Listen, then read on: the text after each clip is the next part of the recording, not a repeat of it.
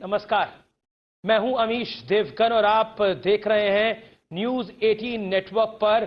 आज हमारी एक्सक्लूसिव बातचीत और हमारे साथ लाइव मौजूद हैं केंद्रीय रक्षा मंत्री राजनाथ सिंह, जिन पर 130 करोड़ हिंदुस्तानियों की रक्षा की जिम्मेदारी है।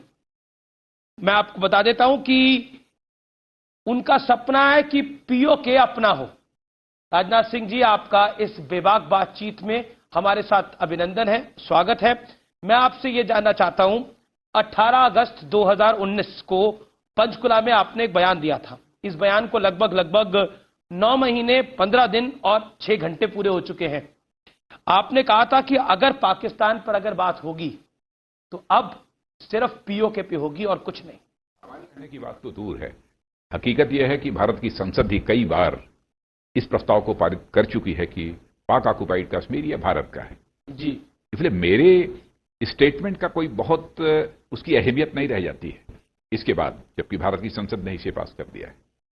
इसलिए जो कुछ भी मैंने कहा था उसी आधार पर कहा था, जो हकीकत है वही कहा था। मैं ये राजनाथ जी जानना चाह रहा हूं कि प्लान क्या है, क्योंकि जब से आपने ये 9 महीने पहले बयान दिया था, पब्लिक को लग रहा था कि मोदी सरकार में तो फैसले उस टाइम पर खटाखट हो रहे थे। जैसे आप लोगों ने 370 हटा दिया, उसके बाद सीए ले आए। क्या पीओके को लेकर, निश्चित तौर पर बतौर रक्षा मंत्री आप बड़ा प्लान डिस्क्लोज नहीं कर सकते, लेकिन क्या भारत की सरकार की, मौजूदा सरकार की इच्छा शक्ति है? क्योंकि इमरान खान भी जो है वो थोड़ा डरे हुए हैं। वो पीओके को लेकर अपने सदन में बयान दे चुके हैं कि ये बालाकोट से भी बड़ा कुछ पीओके में करेंगे। तो बतौर रक्षा मंत्री आप क्या कहना चाहते हैं? मैं ये कहना चाहता हूं कि भारत की संसद प्रस्ताव पारित कर चुकी है कि पाक ऑक्युपाइड कश्मीर यह भारत का है। मैं समझता हूं प्रतीक्षा की जानी चाहिए। इसमें एक अपडेट यह है कि आईएमडी ने गिलगिट, बाल्टिस्तान, मुजफ्फराबाद सबका मौसम का हाल बताना शुरू कर दिया है। क्या यह भी किसी बड़ी प्लानिंग का हिस्सा है राजनाथ जी? अब इसको मैं नहीं कह सकता कि प्लानिंग है, क्या है, कैसे है, लेकिन यदि मौसम की जानकारी देते हैं इन क्षेत्रों की भी, गिलगिट, बाल्टिस्तान, मुजफ्फराबाद, तो मैं समझता हूं इस पर किसी को कोई आपत्ति नहीं होनी चाहिए। पीओके के जो राजा हैं फारूक हैदर, उन्होंने बोला कि अब हमको भी दिल्ली का तापमान बताना चाहिए, नहीं तो ये सर पे चढ़ जाएंगे हमारे दिल्ली वाले। सर पर चढ़ने का तो कोई प्रश्न ही नहीं है, भारत किसी के सर पर नहीं चढ़ता जी। पीओके के बारे में जो हकीकत थी वह मैंने बयां की है। जी राजनाथ जी, चाहे 48 हो, चाहे 65 हो, चाहे 71 हो, 1999 हो, जब अटल बिहारी वाजपेयी की सरकार थी, आप उसमें केंद्रीय मंत्री थे, कैबिनेट मंत्री थे, फिर सर्जिकल स्ट्राइक हुई, फिर बालाकोट एयर स्ट्राइक हुई, ये सब कुछ हम कर चुके हैं, लेकिन पाकिस्तान अपनी हरकतों से बाज नहीं आता। हाल ही में पुलवामा 2 का एक बड़ा नापाक धमाका करवाना चाह रहा था। जी, मैं तो बात सही है, अपनी हरकतों से वह बाज नहीं आ रहा है, लेकिन हमारे देश की सेना के जवान उसको लगातार मुंहतोड़ जवाब दे रहे हैं। बार बार पाकिस्तान सीज फायर वायलेशन भी करता है, लेकिन उसका एक करारा जवाब मिलने के बावजूद जो है अपनी हरकतों से वो बाज नहीं आ रहा है। आतंकवाद के माध्यम से भी भारत को बराबर डिस्टेबलाइज करने की, अस्थिर करने की वह कोशिश करता है, लेकिन यह कोशिश तो लगातार उसकी चलती रहती है। ऐसा क्या कारण है कि हम सर्जिकल स्ट्राइक कर चुके, बालाकोट एयर स्ट्राइक हुई, उसके बाद हम उनको इंटरनेशनली भी, डिप्लोमेटिकली भी घेर रहे हैं, लेकिन वो बार बार उकसाता है भारत को? मैं समझता हूं इसका सही जवाब यदि कोई दे सकता है तो वही दे सकता है, लेकिन मैं इतना कह सकता हूं कि दुनिया की कोई ताकत भारत को न तो अस्थिर कर सकती है, न भारत को तोड़ सकती है, न भारत को कमजोर कर सकती है। इतना ही कहना चाहूंगा। कई इंटरनेशनल एक्सपर्ट और जो भी भारत को डिस्टेबलाइज करने की कोशिश करेगा, तोड़ने की कोशिश करेगा, भारत उसका मुंहतोड़ जवाब देगा। राजनाथ जी, कई इंटरनेशनल एक्सपर्ट ऐसा मानते हैं कि कोरोना के इस वक्त में पाकिस्तान एक दूसरा फ्रंट खोलना चाहता है एक और देश की मदद से। उनका इशारा चीन की तरफ होता है। मैं जानना चाहता हूं कि आपको लगता है कि कोरोना के इस वक्त में, जब पूरी दुनिया कोरोना की इस महामारी से, पूरी मानव जाति कोरोना की इस महामारी से लड़ रही है, पाकिस्तान कोई बड़ा ट्राई कर सकता है? अब इस बारे में, इन संभावनाओं के बारे में मैं कुछ नहीं कह सकता हूं, क्या होगा, कैसे होगा, लेकिन कोरोना का संकट ये वैश्विक है जी, ये वैश्विक महामारी है, और मैं समझता हूं कि सभी देशों को मिलजुल कर इसका मुकाबला करना चाहिए। भारत की सीमाओं पर कुछ घटनाक्रम करके इसका फायदा उठा सकता है। वैसे इस वैश्विक महामारी का लाभ उठाकर यदि कोई भारत को तोड़ने की कोशिश, कोई भी था, पाकिस्तान की बात, किसी की भी बात मैं करता हूं, जी जी, तो मैं स्पष्ट कर देना चाहता हूं कि उसके मंसूबे कभी भी पूरे नहीं होंगे। क्योंकि अभी खबर आई कि पाकिस्तान के हाई कमीशन के कुछ लोग जासूसी कर रहे थे, उनको पकड़ा क्या, दिल्ली पुलिस ने पकड़ा, मुंबई में ये लोग पकड़े गए, तो that is the worry for the nation. पकड़े गए ना जी, इसका मतलब कि भारत सजग है।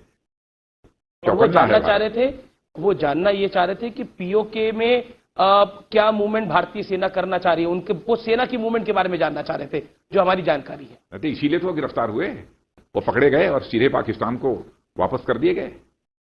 जी, इसका मतलब भारत अपने देश की सुरक्षा को लेकर पूरी तरह से सजग है, क्या स्पष्ट संदेश जाता है। जी, क्योंकि पाकिस्तान घुसपैठ पे फेल हो रहा है, डिप्लोमेसी में फेल हो रहा है, जासूस पकड़े जा रहे हैं, तो क्या वाकई पाकिस्तान फ्रस्ट्रेट होकर भारत की अंदरूनी सुरक्षा में कुछ सेंधमारी करने का प्रयास कर सकता है? आप इस पर क्या कहना चाहेंगे, देश को क्या कहना चाहेंगे? भारत की आंतरिक सुरक्षा में सेंधमारी करने की पाकिस्तान के द्वारा तो लगातार वर्षों से यह कोशिश होती रही है, लेकिन आप यह भी देख रहे हैं कि हमारी सुरक्षा के जवान उसका मुंहतोड़ जवाब दे रहे हैं।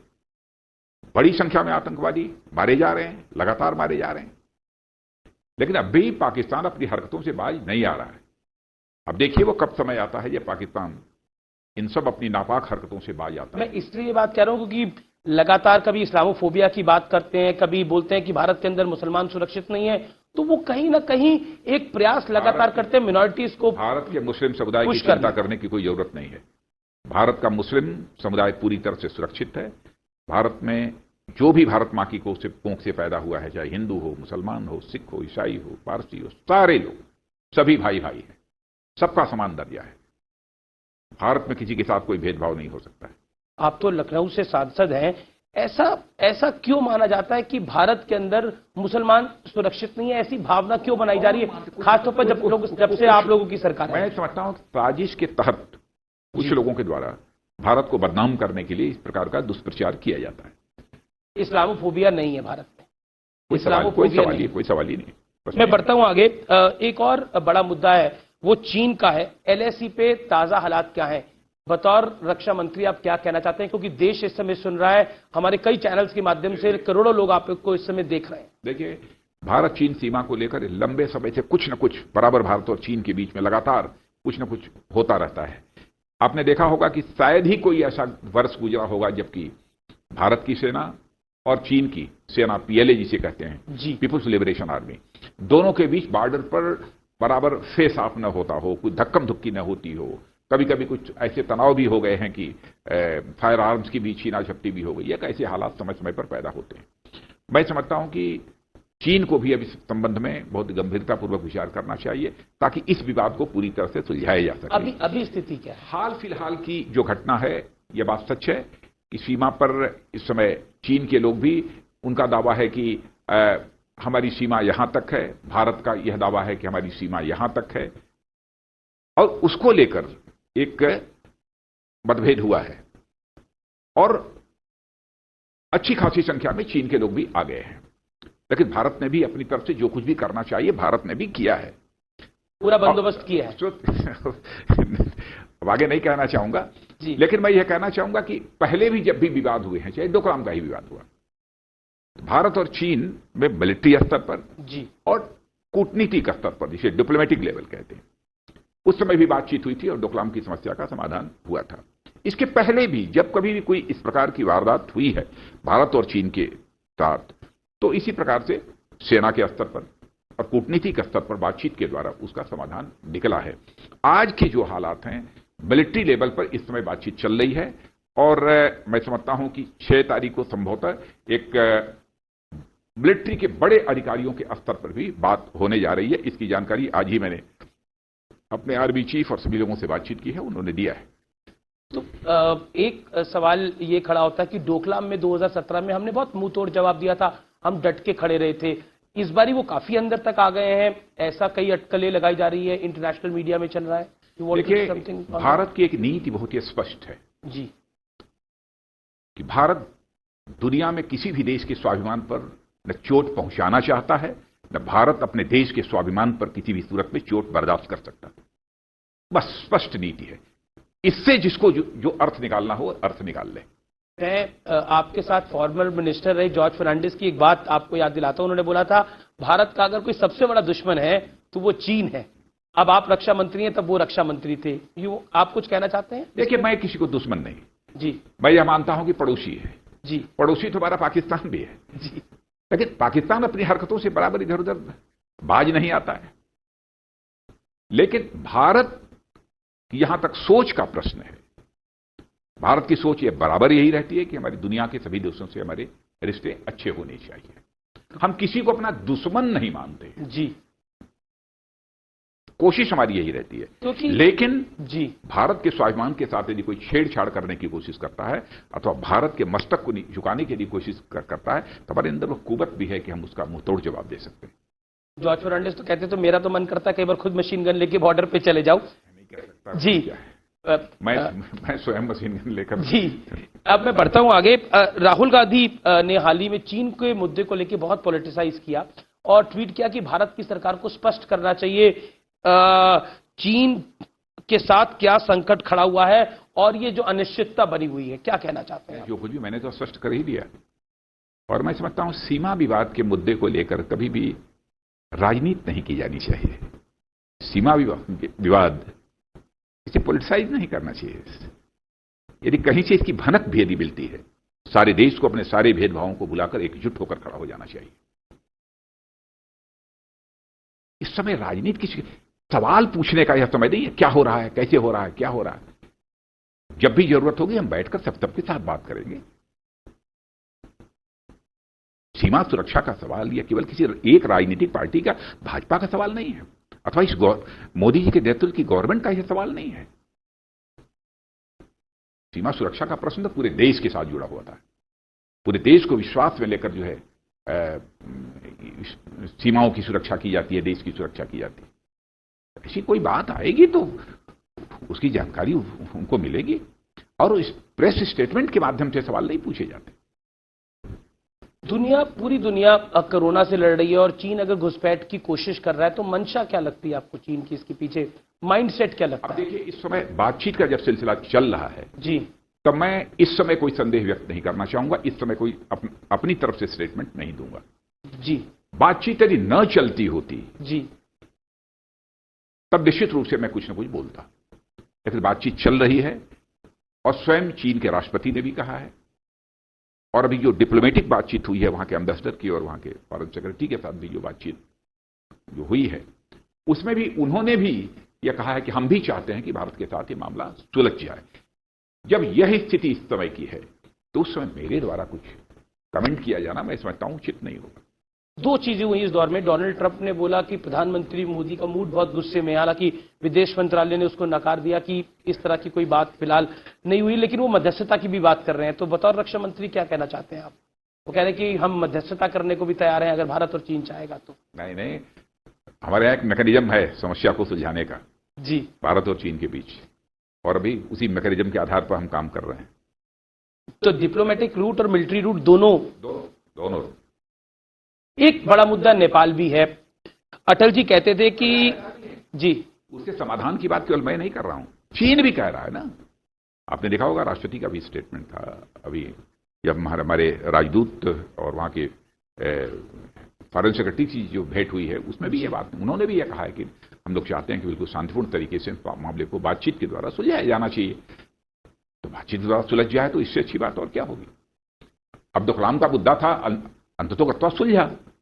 इसके पहले भी इस हालात इसी प्रकार के कुछ पैदा हुए हैं लेकिन सुलझा है, हल निकला है। तो इसलिए भरोसा रखना भारत के जनता को आप आश्वस्त करना चाहते हैं कि भारत दबने वाला नहीं है? मैं इतना ही कहना चाहता हूं कि भारत का मस्तक किसी भी सूरत में झुकेगा नहीं। हम न तो दुनिया में किसी का मस्तक झुकाना चाहते हैं न कभी हम अपना मस्तक झुका सकते हैं। अटल जी कहते थे कि नेपाल हमारे लिए रिश्तेदार देश की तरह है। अब देखिए वही आंखें दिखा रहा है। वो उसने एक मैप पास कर दिया नया जिसमें भारत का कुछ एरिया है। क्या कहना चाहते हैं आप बतौर रक्षा मंत्री? मैं तो बिल्कुल भाई की तरह मानता हूं नेपाल देश। क्यों करा नेपाल ने? चाइना के इशारे पे? अब नेपाल के ऊपर मैं कोई आरोप प्रत्यारोप नहीं कर सकता जी। नेपाल का रिश्ता हम लोगों का एक भाई का रिश्ता है और उस रिश्ते को हम लोग किसी भी सूरत में तोड़ नहीं सकते। ठीक है, कभी कभी भाइयों के बीच कोई ना इत्तफाकी यदि पैदा हो जाती है तो मिल बैठकर उसका समाधान निकालेंगे। क्या नेपाल और चाइना दोनों के रवैये से दुखी हैं, जिस तरह से जो रवैया दिखाया गया? चलिए नेपाल की मैं सिर्फ बात करता हूं, आप उसको भाई बोल रहे हैं, और जो रवैया दिखा रहा है नेपाल, क्या उससे दुखी है? क्योंकि जब से वहां पर हमने रॉयल फैमिली का असैसिनेशन देखा, उसके बाद वहां से सिचुएशन बहुत बदली है नेपाल। अरे परिवार में भी दो भाइयों के बीच कभी जो है तू तुम हो जाती है, तू मैं, उसमें कौन सी बड़ी बात है? तो आप कह रहे सुलझ जाएगा मामला? बिल्कुल सुलझेगा, मिल बैठकर उसको सुलझाएंगे नेपाल के साथ। नेपाल को लेकर किसी भी भारतवासी के मन में किसी भी प्रकार की कोई कटुता नहीं पैदा हो सकती। और मैं नेपाल के बारे में भी जानता हूं, नेपाल में भी बहुत बड़ी ऐसी पॉपुलेशन है कि सब दोनों देशों का एक दूसरे के साथ भावनात्मक रिश्ता है। एक जब से चीन का विवाद हुआ, जब से कोरोना का ये पूरा इशू आया, चीन के खिलाफ पूरी दुनिया में बॉयकॉट चीन प्रोडक्ट्स की बात हुई, पूरी दुनिया में, सिर्फ भारत में नहीं, भारत के भी काफी लोग कह रहे हैं, अमेरिका में भी बहुत लोग कह रहे हैं, लंदन में मेरी पीछे बात हो रही थी तो वहां पर भी बहुत लोग कह रहे थे कि चाइना के प्रोडक्ट्स का बॉयकॉट करना चाहिए, चाइना को फाइनेंशियली अलग थलग करना चाहिए। आप उस बात के समर्थक है? ये सब सारे बयानबाजी नहीं की जाती, बयानबाजी से किसी समस्या का समाधान नहीं होता। कोई देश यदि प्रोग्रेस करना चाहता है, यदि आर्थिक ऊंचाइयों पर अपने देश को ले जाना चाहता है तो उसके अपने अपने तरीके होते हैं, उस आधार पर ले जाए। और इस प्रकार की बयानबाजी करके कोई देश जो है एकदम बिल्कुल आर्थिक दृष्टि से समृद्धशाली देश नहीं बन सकता है। आप कह रहे हैं हेडलाइन बनाने से कुछ नहीं होगा, एक्शन करना पड़ेगा, कुछ जो भी करना पड़ेगा, जो भी करना हो, जो भी आपको अपने देश की आर्थिक स्थिति को सुधारने के लिए, आर्थिक स्थिति को सुदृढ़ करने के लिए जो भी कदम उठाना आपको कदम उठाइए। ये तो हर दुनिया का देश इस मामले में स्वतंत्र है। अब प्रधानमंत्री मोदी ने आत्मनिर्भर भारत की बात करी, बहुत बड़ी बात कही है हमारे प्रधानमंत्री जी। तो जब मैं आत्मनिर्भर भारत की बात करता हूं तो उसमें बहुत सारी चीजें आती हैं। आत्मनिर्भर भारत को आप किस तरह से लेते हैं और देशवासियों को क्या बोलना चाहते हैं? देखिए, हमारे प्रधानमंत्री जी ने आत्मनिर्भर भारत की बात यह कही है तो उसमें उन्होंने साथ ही साथ ये भी कहा वोकल फॉर लोकल, माने स्वदेशी का निर्माण अधिक से अधिक होना चाहिए और लोगों के द्वारा स्वदेशी का अधिक से अधिक प्रयोग किया जाना चाहिए। आत्मनिर्भर भारत, हम किसी के ऊपर आश्रित न रहें।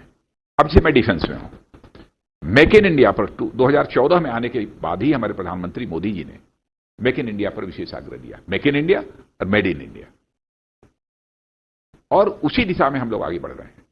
और मैं डिफेंस के मामले में मैं कह सकता हूं कि हम लोगों का टारगेट यही है, बहुत हो चुका, लाखों करोड़ रुपए का डिफेंस आइटम्स, डिफेंस वेपन्स हम लोग बाहर से जो है इंपोर्ट करते रहे हैं। लेकिन हम लोगों की कोशिश यह है और हमारे प्रधानमंत्री जी की यह नीति इस मामले में पूरी तरह से स्पष्ट है कि भारत अब इंपोर्टिंग कंट्री बनकर नहीं रहना चाहिए, बल्कि भारत अब एक्सपोर्टिंग कंट्री बनना चाहिए, यानी विश्व के दूसरे देशों को आयात करने वाला देश बनना चाहिए। आत्मनिर्भर भारत और स्वदेशी में लोग बहुत कंफ्यूज हो जाते हैं, उनको लगता है कि क्या हम विदेशी कंपनियों को बंद कर देंगे, विदेशी कंपनियां हमारे यहां निवेश नहीं करेंगी। इसको लेकर एक क्लैरिटी सरकार ने भी दी है, लेकिन ऐसा नहीं कि विदेशी कंपनियां एकदम निवेश बंद कर देंगी जी, ऐसा नहीं होता। विदेशी कंपनियां आकर भारत में माल यदि बनाए, वो नई टेक्नोलॉजी यदि लेकर आते हैं, उस नई टेक्नोलॉजी में हम और अधिक इंप्रूवमेंट कर सकते हैं, उसका भी इंडिजिनाइजेशन हम कर सकते हैं, यहां चीजें बन सकती हैं। अच्छा, डिफेंस की कैंटीन्स बहुत फेमस है भारतवर्ष के अंदर, तो डिफेंस की कैंटीन्स में क्या राजनाथ जी, क्या अब स्वदेशी सामान मिलेगा? नहीं, ये सब स्वयं ही, क्योंकि हमारी सारे जिन्हें भी हमारे एयरफोर्स, आर्मी और नेवी के सारे चीफ्स बैठे थे, उनके साथ मैंने इस संबंध में बातचीत की है। तो अब इस दिशा में सभी का बिल्कुल प्रयास जारी है, सारी चीजें स्वदेशी ही मिले। स्वदेशी पर आग्रह सबका बढ़ा है। एक महत्वपूर्ण सवाल यह है कि हमारे प्रधानमंत्री जी ने इसका आह्वान किया है। तो एक महत्वपूर्ण सवाल यह है कि जो कि कोरोना से जुड़ा हुआ है और चाइना से जुड़ा हुआ है, आज भारत में मरीजों की संख्या चीन से ज्यादा है, जबकि चीन से बीमारी शुरू हुई थी। क्या चीन अपने आंकड़ों को छुपा रहा है? क्योंकि पूरी दुनिया चीन पर यह आरोप लगा रही है कि ये अपने आंकड़े छुपा रहा है। देखिए, मैं ये नहीं कह सकता कि भारत में ही कौन सा राज्य कोई आंकड़ा छिपा रहा है, कोई देश का, दुनिया का कौन सा देश आंकड़े छिपा रहा है। ये सब वैश्विक महामारी के हालात में यह आरोप प्रत्यारोप का सिलसिला नहीं चलना चाहिए। हमें अपनी चिंता करनी चाहिए, अपनी चिंता करनी चाहिए, और अपनी चिंता से यदि हमको मुक्त हो जाते हैं, और जहां तक हो सके इस वैश्विक महामारी के दौर में दुनिया के दूसरे देशों को भी यदि हम सहयोग कर सकते हैं हमें सहयोग करना चाहिए, जैसा कि हमारे प्रधानमंत्री मोदी जी ने दुनिया के लगभग 80 देशों को इस कोरोना महामारी के इस वैश्विक संकट में जो कुछ भी संभव हो सकता था, जो भी उनकी अपेक्षा थी जी, उसके अनुरूप मदद की है। क्योंकि ये मैं सवाल इसलिए पूछ रहा हूं, डब्ल्यूएचओ ने बोला कि चाइना ने कोरोना से जुड़ी जानकारियां छुपाई, ये बोला डब्ल्यूएचओ ने, इसलिए मैं ये सवाल आपसे पूछ रहा हूं। हाँ, तो डब्ल्यूएचओ ने बोला तो डब्ल्यूएचओ के पास इसके प्रमाण होंगे। मैं दुनिया किसी देश पर आरोप नहीं लगाना चाहता जी।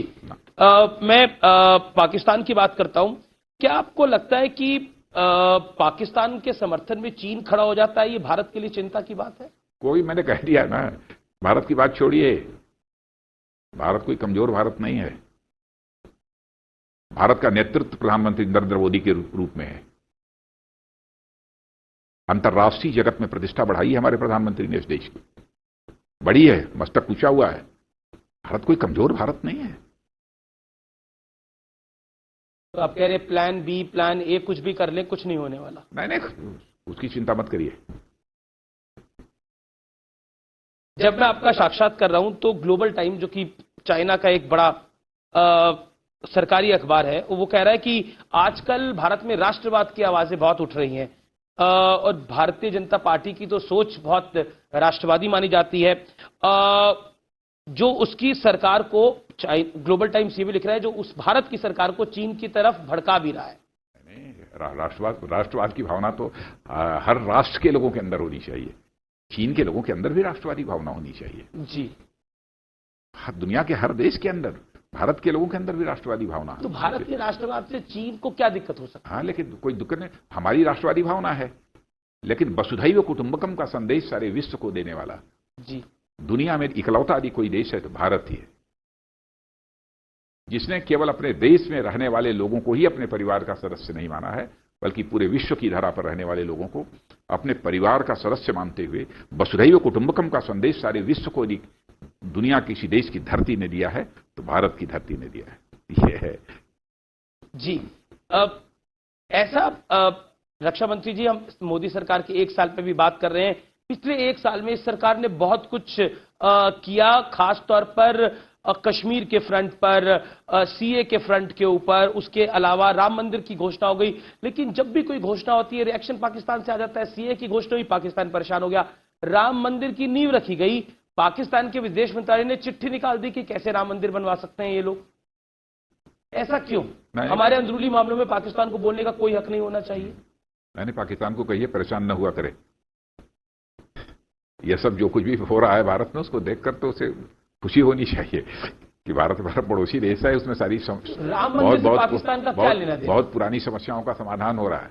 और पाकिस्तान को तो सचमुच इससे खुशी होनी चाहिए कि भारत में एक ऐसा सशक्त नेतृत्व है, एक ऐसी सशक्त राजनीतिक पार्टी है जो कहती है वह करती है। वर्षों से जो कुछ भी हम लोग कहते चले आ रहे थे अपने चुनावी घोषणा पत्र में, उन्हीं सब सारी चीजों को पूरा किया है। हमने देश को अंधेरे में रखकर कोई काम नहीं किया है, चाहे धारा 370 का मामला हो, चाहे सिटीजनशिप अमेंडमेंट बिल का मामला हो, चाहे राम मंदिर का मामला हो, किसी को अंधेरे में नहीं रखा है। 2014 में मैं पार्टी का अध्यक्ष था, उस समय जब घोषणा पत्र जो बना था उसमें भी ये सब सारी चीजें शामिल। उसके पहले जनसंघ के रूप में पहला जो चुनावी घोषणा पत्र जारी हुआ था हम लोग। समस्या ये है कि आपके घोषणा पत्र में था, समस्या ये नहीं है, समस्या है कि आप अपने घोषणा पत्र को लागू कर रहे हैं। विपक्ष की भी समस्या ये है। नहीं, इसका मतलब कि भारत में हमें चाहते हैं कि राजनीति में विश्वास का संकट नहीं होना चाहिए। नेता जो कहे उसे करे, जनता यही चाहती है। नेता की कथनी और करनी में अंतर नहीं होना चाहिए। वही तो हमने जो कहा वो किया, इस पर किसी को आपत्ति क्यों होनी चाहिए, बल्कि हमारा तो स्वागत किया जाना चाहिए। विपक्ष कहता है कि आप लोग बात नहीं करते, 370 आपने हटाया, अचानक आके हटा दिया, बात नहीं करी। उसके बाद कई मुख्यमंत्रियों, पूर्व मुख्यमंत्रियों को वहां पे आप लोगों ने जेल में रखा। देश का गृह मंत्री रहते हुए मैं कश्मीर की धरती पर भी जाकर बार बार मैं कहता रहा कि बात करिए, मैं बात करने के लिए आया हूं, बात करने के लिए आया हूं। वहां के मुख्यमंत्री उस समय थी महबूबा जी, उनको भी मैंने कहा आप भी लोगों से कहिए। उन्होंने भी अपनी तरफ से कोशिश की, कोई बात करने को तैयारी नहीं, किससे बात करें। लेकिन जब चुनावी घोषणा पत्र में हमारे था, तब तो यह नीति पूरी तरह से हमारी जगजाहिर थी, हमारे कार्यक्रम जगजाहिर थे कि हम क्या करेंगे सत्ता में आने के बाद। इस पर किसी को संदेह नहीं होना चाहिए। 370 को जोड़कर, सीओ को जोड़कर, राम मंदिर को जोड़कर भारतीय मुसलमान के साथ जोड़ दिया जाता है और उनको भड़काने की कोशिश होती है। ये लगातार हुआ है। मैं विश्वास के साथ कह सकता हूं और दावे के साथ कह सकता हूं, हमारे भारत के मुस्लिम के नागरिकता के पर कोई भी दुनिया की ताकत सवाल या निशान नहीं लगा सकती है। नागरिकता कानून के कारण प्रधानमंत्री जी कई बार बोल चुके हैं, हमारे गृह मंत्री जी कई बार बोल चुके हैं।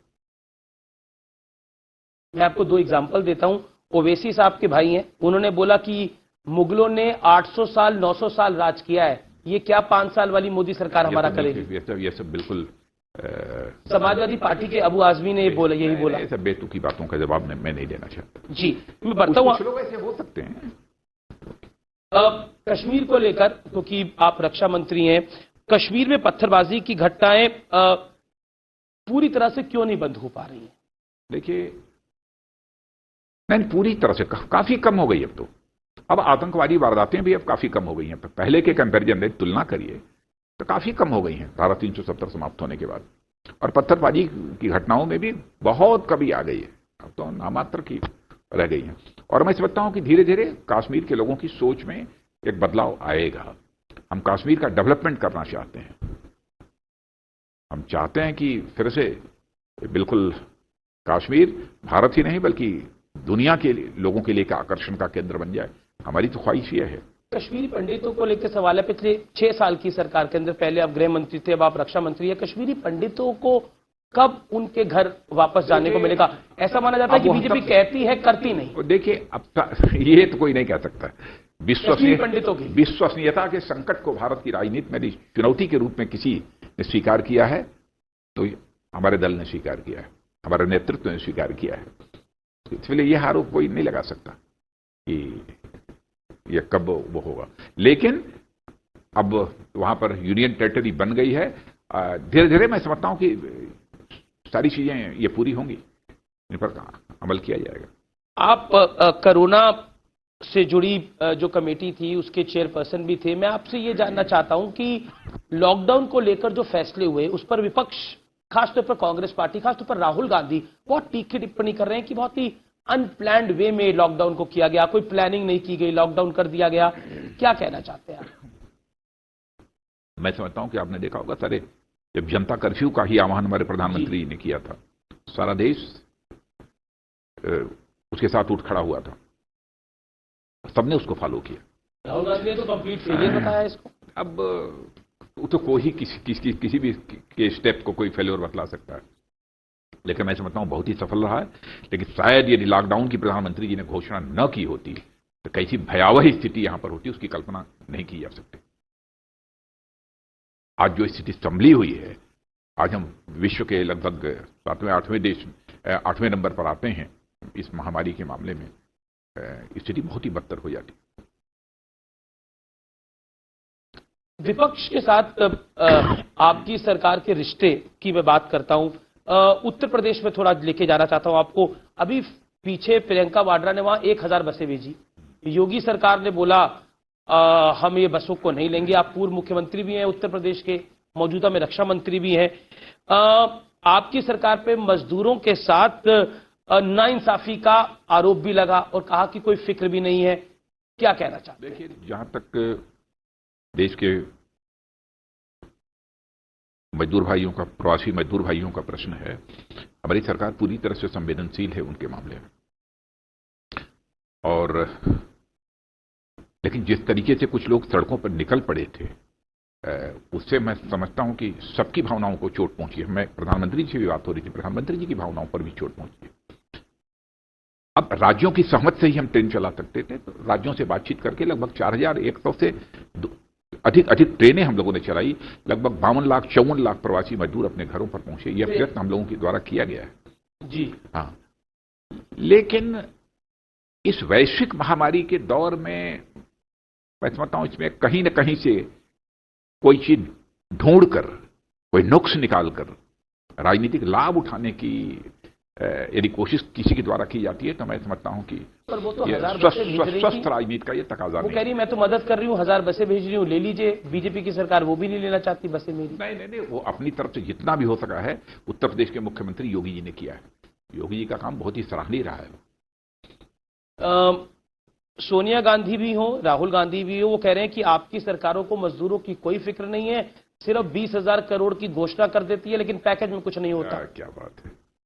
शायद उनको इस बात की जानकारी नहीं है कि दुनिया के भारत के 80 करोड़ लोगों को मुफ्त में अनाज और चावल देने का काम हमारी सरकार कर रही है, मुफ्त में। और इतना ही नहीं है, जो समाज के कमजोर वर्ग के लोगों से, जो महिलाएं हैं, हमारी बुजुर्ग महिलाएं, उनके खाते में 1500 रुपया डाला है। देश के किसानों का जहां तक सवाल है, 6-6 हजार रुपया उनके खाते में डालना, पहली किस्त उसकी 2,000 रुपए की। गरीबों की चिंता करते हुए ही प्रधानमंत्री जी ने प्रधानमंत्री जनधन योजना के अंतर्गत सबके खाते खुलवाए। घर में कोई खास जरूरत आ जाने के बाद कि दूसरे के सामने हाथ न फैलाना पड़े, इसलिए 5,000 रुपया स्वयं ही वो उससे बैंक से ओवरड्राफ्ट के रूप में ले सकते हैं। आयुष्मान भारत योजना के अंतर्गत 1 करोड़ से अधिक लोगों ने जिसका लाभ उठाया है, माने 50 लाख रुपए तक का एक साल में आपका मुफ्त इलाज हो सकता है। घर घर में, हर गरीब के घर में गैस सिलेंडर की व्यवस्था करा देना, हर गरीब के घर में भी शौचालय की व्यवस्था हो जाए, कोई भी झोपड़ी में न रहे, उसके लिए पक्के मकान की व्यवस्था हो जाए। सब तो सब छोड़िए, तकनीक के मामले में भी आज 5 वर्षों, 6 वर्षों के अंदर जो मोदी जी का ये प्रधानमंत्रित्व का कार्यकाल रहा है, 6 वर्षों के अंदर टेक्नोलॉजी का जहां तक सवाल है, 10% लोग शहरी क्षेत्रों में जितने इंटरनेट हैं उससे 10% अधिक इंटरनेट यदि कहीं पर है तो भारत के गांव में। यह बदली हुई तस्वीर है। मैं आपको सोनिया गांधी की डिमांड भी बता देता हूं। वो कहती हैं कि उन्होंने मांग उठाई है कि भारत की सरकार, जो मोदी सरकार है, आप लोगों की सरकार है, वो प्रवासियों के वो हालात को देखते हुए अगले 6 महीनों के लिए 7500 रुपए दे। यानी एक तरह से न्याय योजना जिस पर कांग्रेस ने 2019 का चुनाव लड़ा था, वो लागू करे मोदी सरकार। नहीं, उन्होंने अब तक क्या किया है? उसके पहले लंबे समय तक उन्होंने सरकार चलाई है।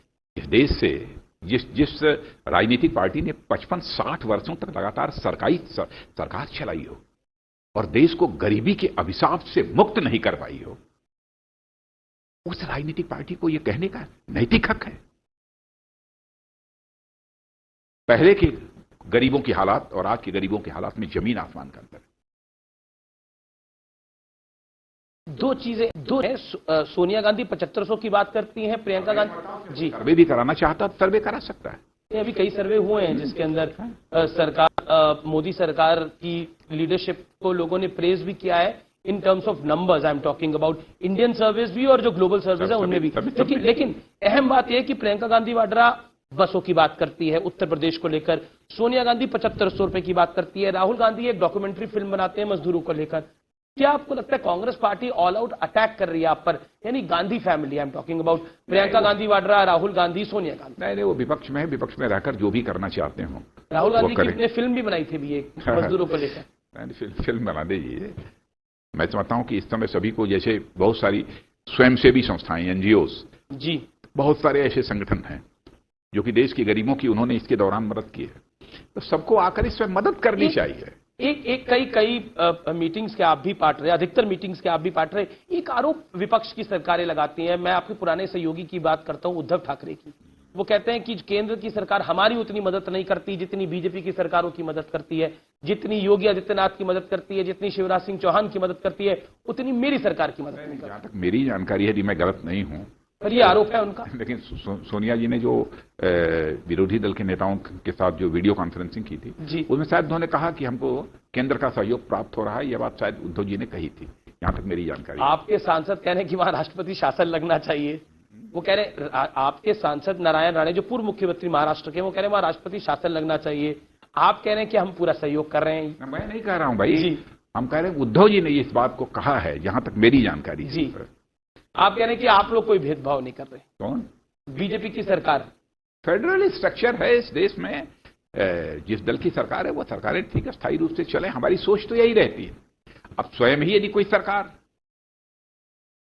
अपने किन्हीं कारणों से यदि गिर जाती, टूट जाती, उसके बारे में कोई क्या करेगा? लेकिन हम किसी की सरकार को डिस्टेबलाइज करना, यह हमारा कभी उद्देश्य नहीं रहा, या कभी इस प्रकार की नापाक हरकत हम लोग करेंगे भी नहीं। पर आप कह रहे हैं कि उद्धव सरकार अभी क्या वाकई आने वाले दिनों में क्या उसका नंबर लग सकता है, डिस्टेबलाइज हो सकती है? मैं कुछ नहीं कह सकता अब जी। अब अब वो सरकार क्योंकि बड़ी सारी अटकलें हैं तीन इसमें। राजनीतिक दलों के गठबंधन से वो सरकार बनी है, वो अपना आपको भविष्य भविष्य क्या दिखता है? आपका राजनीतिक अनुभव बहुत बड़ा है, बहुत लंबा है, मतलब हमको बहुत कुछ देखना है। मैं सभी सरकारों के भविष्य को, राज्य सरकारों के भविष्य को देखने की हमको फुर्सत नहीं है। जी। मैं बढ़ता हूं आगे। ममता बनर्जी के साथ, ममता बनर्जी कहती है कि बीजेपी सरकार ही चला ले यहां पर आकर, मतलब मुझे क्यों इतना परेशान कर रखा है इन लोगों ने? नहीं, परेशान किसी को करने का सवाल ही नहीं है। उन्होंने तो गृह मंत्री अमित शाह का नाम लिया। यदि वेस्ट बंगाल की जनता ने उन्हें मुख्यमंत्री चुना है, तो मुख्यमंत्री के रूप में वो अपनी जिम्मेदारी का निर्वाह करें।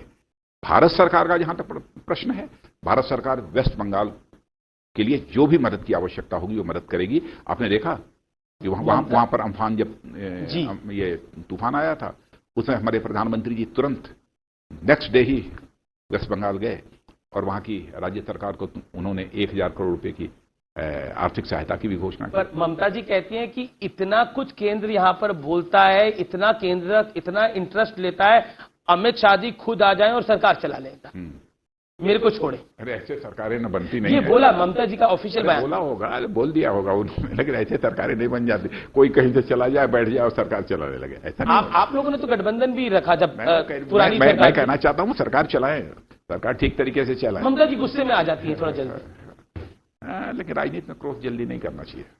पर आप लोगों का अनुभव तो 1999 वाला भी है, जब अटल जी की सरकार थी, तब भी वो कई बार मान जाते, कई बार उनका मूड बिगड़ जाता था।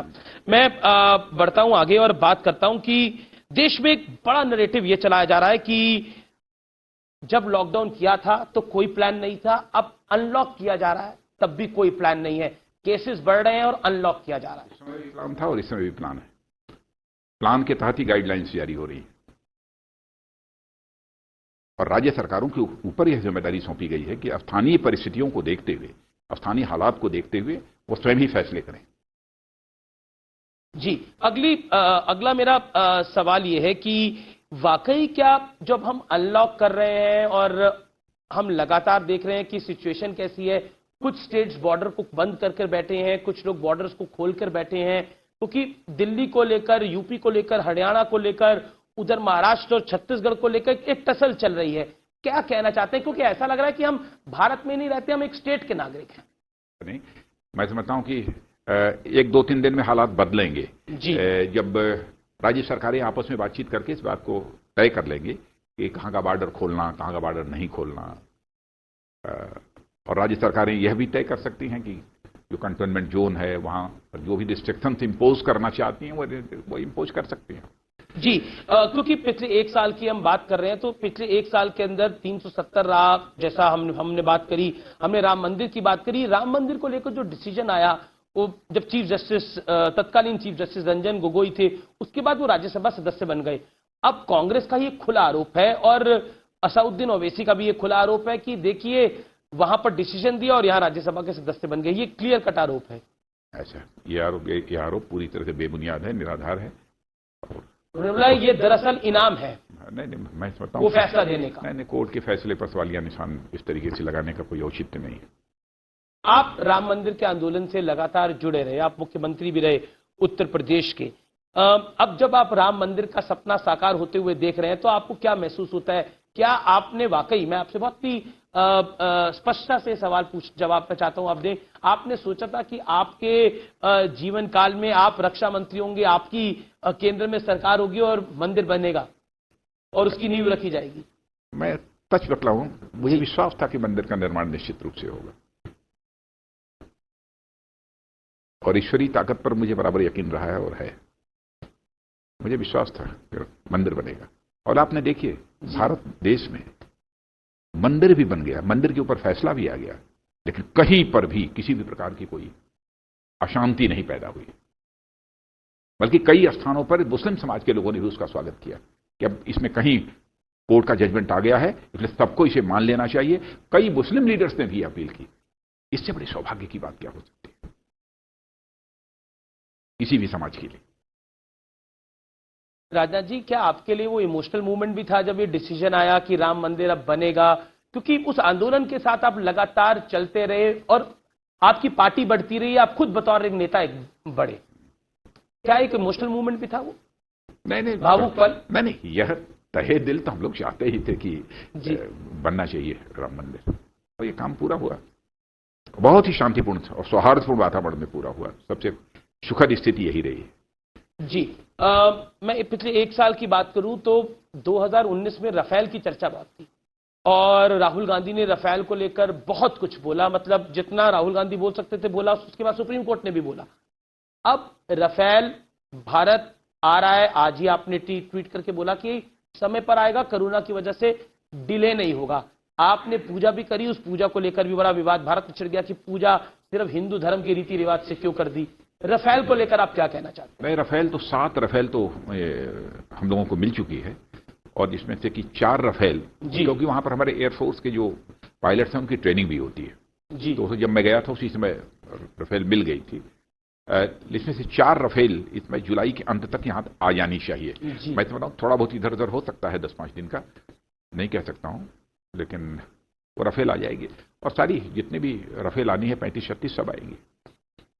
राफेल को लेकर आप कह रहे हैं कि कोई दिक्कत नहीं है कि समय लगेगा, अब डिले हो जाएगा, ऐसा कुछ नहीं होगा? फिलहाल कोई पेच फंसा नहीं हुआ। बिल्कुल आखिरी दौर के सवाल है। मोदी सरकार 2.0 में सीए एनआरसी का मुद्दा काफी गर्म रहा, उसके बाद हमने शाहीन बाग जामिया होते हुए देखा, फिर दिल्ली हिंसा भी हुई।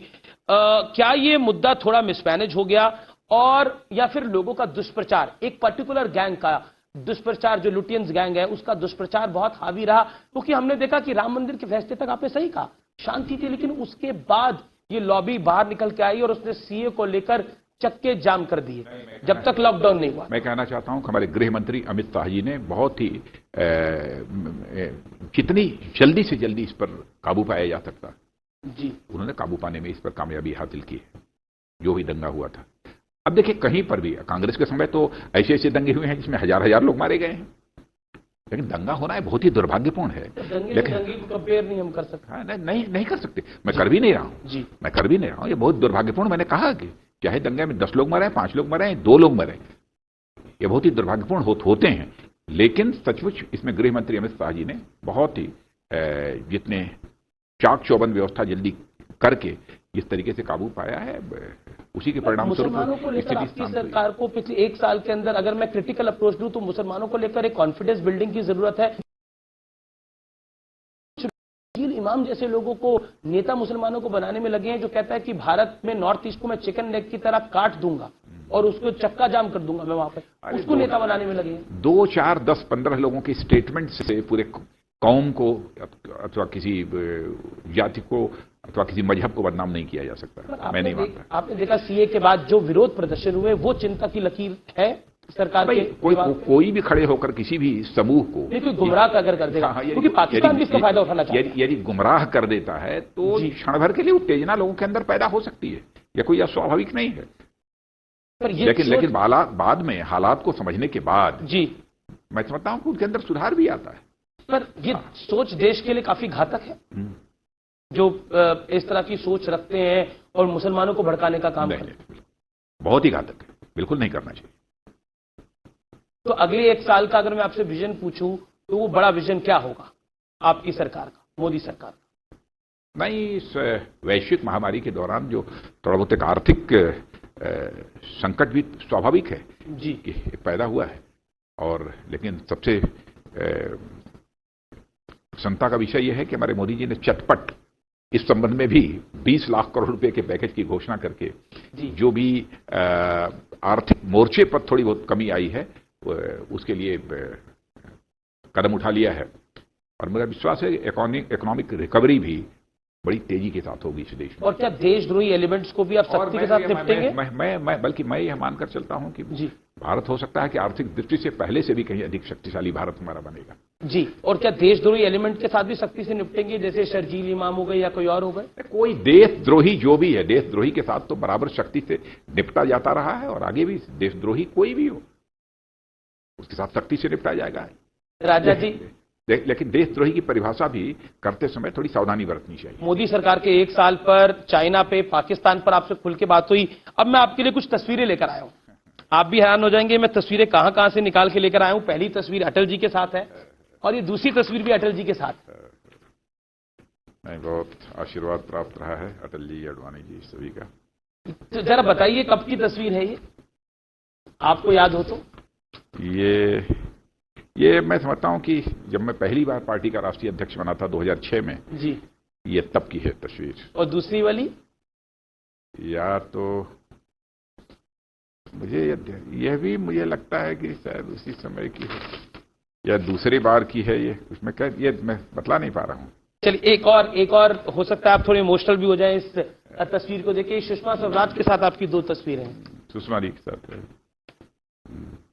एक में तो मुझे लगता है ये शायद अध्यक्ष आप बने थे तब की तस्वीर है, और ये एक और तस्वीर है, ये पानी पिला रही है। ये बताइए ये कहां, कब की एक बार तस्वीर हमारे है? नेताओं को कुछ गिरफ्तार किया गया था, जम्मू कश्मीर का लेकर आंदोलन चल रहा था जी, तो उसी समय मैं राजघाट पर अनशन पर बैठा था। संभवतः उसी समय ये सुषमा जी हमको जूस पिलाकर मेरा अनशन तोड़वा रही है। क्योंकि जब हम इस 1 साल की बात करते हैं तब आपने अपने पुराने 2 कलीग अरुण जेटली और सुषमा स्वराज को खो भी दिया है पिछले 1 साल के अंदर। चलिए राजनाथ जी, बहुत बहुत शुक्रिया न्यूज 18 को अपना समय देने के लिए और विस्तृत बात करने के लिए, भारत को आश्वासन देने के लिए, भारतवर्ष को आश्वासन देने के लिए कि भारत की सीमाएं चाहे चीन हो, चाहे पाकिस्तान हो, चाहे कोई भी हो, उससे सुरक्षित है और भारत में मुसलमानों को कोई खतरा नहीं है। बहुत बहुत शुक्रिया। तो ये थे राजनाथ सिंह, केंद्रीय रक्षा मंत्री का पहला सबसे बड़ा इंटरव्यू, जिसमें उन्होंने चाइना पर एक एक बात करी, पीओके पर भी खुल के बात की। नमस्कार, धन्यवाद।